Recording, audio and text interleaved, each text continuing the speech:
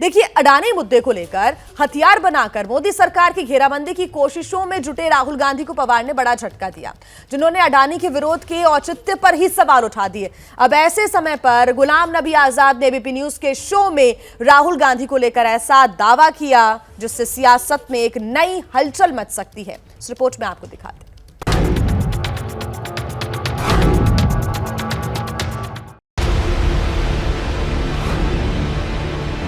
लेकिन अगर दुनिया सुनेगी कि उन्होंने इस्तीफा क्यों दिया तो दंग रह जाएगी। सुना दीजिए। नहीं, कुछ चीजें, कुछ सभ्यता, कुछ कल्चर, कुछ बातें अंदर की होती हैं जो नहीं कहनी चाहिए। मैंने अगर कुछ बताया है तो वो tip of the iceberg Rahul Gandhi के बारे में। आखिर राहुल गांधी का ऐसा कौन सा राज है? आखिर राहुल का ऐसा क्या सीक्रेट है जिससे दुनिया हिल जाएगी? क्या वाकई कोई राज है या गुलाम नबी आजाद सिर्फ सनसनी फैला रहे हैं? लेकिन अगर दुनिया सुनेगी कि उन्होंने इस्तीफा क्यों दिया तो दंग रह जाएगी। गुलाम नबी आजाद ने एबीपी न्यूज के शो प्रेस कॉन्फ्रेंस में जो कहा, उसने कई तरह की अटकलों को जन्म दे दिया है, कई तरह की चर्चाएं पैदा कर दी हैं। राहुल गांधी ने अगस्त 2019 में कांग्रेस का अध्यक्ष पद छोड़ा था। वो दिसंबर 2017 में कांग्रेस के अध्यक्ष बने थे, लेकिन उनके हाथ में कांग्रेस की कमान 2 साल भी नहीं रह पाई थी। 2019 के लोकसभा चुनाव में कांग्रेस के लचर प्रदर्शन के बाद राहुल को कांग्रेस का अध्यक्ष पद छोड़ना पड़ा था। लेकिन गुलाम नबी आजाद की माने तो राहुल के इस्तीफे की वजह कांग्रेस का चुनाव में खराब प्रदर्शन नहीं बल्कि कुछ और थी। कि आपने कांग्रेस छोड़ी राहुल गांधी की वजह से। वो सबको मालूम है कि सिर्फ मैं नहीं, तकरीबन 3 दर्जन के करीब यंग ओल्ड, उसमें 90% तो यंग ही हैं लीडर्स कांग्रेस के, जिन्होंने कांग्रेस छोड़ी है उनकी वजह से। गुलाम नबी आजाद ने उस कथित सीक्रेट को आउट करने से इनकार कर दिया, लेकिन नई अटकलों को हवा जरूर दे दी है, वो भी ऐसे समय में जबकि राहुल गांधी मोदी सरकार पर लगातार हमलावर हैं। उन्होंने फिर से अडानी मुद्दे पर मोर्चा खोला है, जिसका सबूत है उनका ये ट्वीट। इसे राहुल गांधी ने अडानी मुद्दे पर सवाल पूछकर बीजेपी में गए पूर्व कांग्रेसी नेताओं गुलाम नबी आजाद, ज्योतिरादित्य सिंधिया, आंध्र के पूर्व सीएम किरण रेड्डी, असम की सीएम हिमंता बिस्वा शर्मा और 2 दिन पहले बीजेपी में गए अनिल एंटनी को टारगेट किया। पूछा कि अडानी की कंपनियों में बेनामी 20,000 करोड़ रुपए किसके हैं? कांग्रेस के दिग्गज नेता एक एंटनी के बेटे और नए भाजपाई हुए अनिल एंटनी को राहुल गांधी का ये ट्वीट बहुत नागवार गुजरा है। और उस ट्वीट देखकर मुझे थोड़ा सा खुशी भी आ गया, क्योंकि ऐसे वरिष्ठ नेता गुलाम नबी साहब, अमरिंदर साहब, हेमंता बिस्वा जी बहुत साल हमारा राष्ट्र के लिए काम करना दुख भी हो गया, क्योंकि ये राहुल गांधी जी आजकल एक आईटी सेल का एक ऑनलाइन ट्रोल के जैसे बात कर रहे हैं। तो नए भगवाधारी अनिल एंटनी को राहुल गांधी अब ट्रोल की तरह नजर आने लगे हैं, लेकिन अब तो अडानी मुद्दे पर विपक्ष में ही फूट दिखने लगी है। अडानी के मुद्दे पर राहुल गांधी भले ही आक्रामक हों, लेकिन विपक्ष के बीच धीरे धीरे वो इस मुद्दे पर अलग थलग पड़ते हुए नजर आ रहे हैं। राहुल गांधी को सबसे बड़ा झटका दिया है शरद पवार ने। शरद पवार ने अडानी मुद्दे पर जेपीसी गठित करने की मांग को लेकर ही सवाल उठा दिए हैं।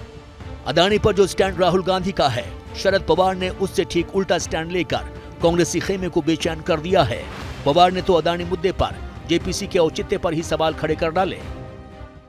हमें ऐसे लगता है कि जेपीसी का जो कंपोजिशन होगा, ये कंपोजिशन में समझो 31 सदस्य की जेपीसी हो तो इसमें 15 लोग रूलिंग पार्टी के रहेंगे और 5 या 6 लोग अपोजिशन के रहेंगे। इस तरह शरद पवार ने राहुल गांधी की मुहिम को ही झटका दे दिया। ये वही पवार हैं जो कि महाराष्ट्र में महाअघाड़ी के सूत्रधार रहे हैं। लेकिन पवार के बयान के बाद भी राहुल गांधी का ये ट्वीट बता रहा है कि वो अडानी मुद्दे पर पीछे हटने को तैयार नहीं है। अब सवाल ये है कि क्या राहुल गांधी अदानी मुद्दे को भी राफेल जैसा मुद्दा बनाने की कोशिश में हैं? और क्या राहुल गांधी के अदानी मुद्दे का भी चुनाव में राफेल जैसा हश्र हो जाएगा? 2019 लोकसभा चुनाव के दौरान राहुल गांधी ने मोदी सरकार की फ्रांस के साथ हुई राफेल डील में कथित गड़बड़ियों की बात कहकर जोर शोर से इस मुद्दे को उठाया था। मोदी सरकार के खिलाफ चौकीदार चोर है का कैंपेन चलाया था, लेकिन चुनाव में कांग्रेस को इसका लाभ नहीं मिला। सिर्फ हुआ इतना कि 2014 के लोकसभा चुनाव में कांग्रेस जहां 44 सीटों पर सिमट गई थी, वहीं 2019 के लोकसभा चुनाव में कांग्रेस को महज 8 सीटों का फायदा हुआ था और उसके 52 सीटें आई थी। यानी पूरे चुनावी कैंपेन को राफेल के इर्द गिर्द फोकस करना राहुल के लिए लाभकारी नहीं हुआ। तो क्या अदानी मुद्दे का भी वही हश्र होगा? इसमें कोई शक नहीं है कि राहुल गांधी जी हर वक्त खुद ही कंट्रोवर्सी पैदा करते हैं। हर जगह बाहर जाएं तो कंट्रोवर्सी, यहाँ जाएं तो कंट्रोवर्सी। ये उनका कसूर है और एक ही एजेंडा पे 9 साल रहते हैं। हिंदुस्तान में और बड़ी प्रॉब्लम्स हैं, उनके बारे में चर्चा नहीं करते हैं। भारत के सभी लोग को पता है कि हमारे प्रधानमंत्री जी भ्रष्टाचार के विरुद्ध है। वो अनकरप्टेबल है। वो राफेल के बारे में बहुत बात कर रहे हैं, लेकिन भारत के लोगों को उस समय भी पता था कि माननीय प्रधानमंत्री जी इनकरप्टेबल है। लेकिन राहुल गांधी की तरह कांग्रेस नेताओं को अब भी ये लगता है कि अदानी मुद्दा मोदी सरकार की कमजोर कड़ी है, इसलिए इसको गरमाए रखना जरूरी है। इससे फर्क नहीं पड़ता कि कौन साथ है और कौन नहीं। जेपीसी में विपक्ष के भी लोग रहते हैं, सच आने दीजिए। असलियत यह है कि आज अडानी के मसले पर राष्ट्रीय सुरक्षा का मामला उठ चुका है। पर जो भी है उनका ये पर्सनल ओपिनियन है। एक ऐसी सूरत में जेपीसी बनने के बाद में हर मेंबर का व्यू लिया जाएगा। बहरहाल राहुल गांधी के तेवरों से इतना तो साफ साफ दिख रहा है कि अदानी मुद्दा भी राफेल की तरफ ही जा रहा है। ये मुद्दा मोदी सरकार के खिलाफ विपक्ष को कितना एकजुट रख पाएगा, अभी इसका इम्तिहान होना बाकी है। Bureau report, ABP news. जैसे ही घड़ी का काटा दोपहर 2:30 पे आए, बबीता जी का दिल सास बहू साजिश के लिए मचल जाए।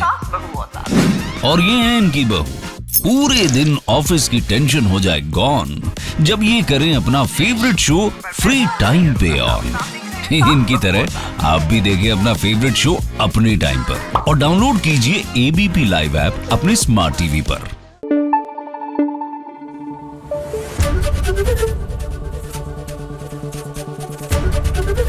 एबीपी न्यूज आपको रखे आगे।